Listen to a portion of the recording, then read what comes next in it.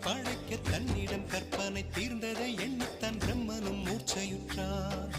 அவளின் நாசிக்குள் நுழைந்த காற்று உயிரை தடவி திரும்பும் போது மோட்சம் அடைந்து ராகங்கள் ஆகின்றதே.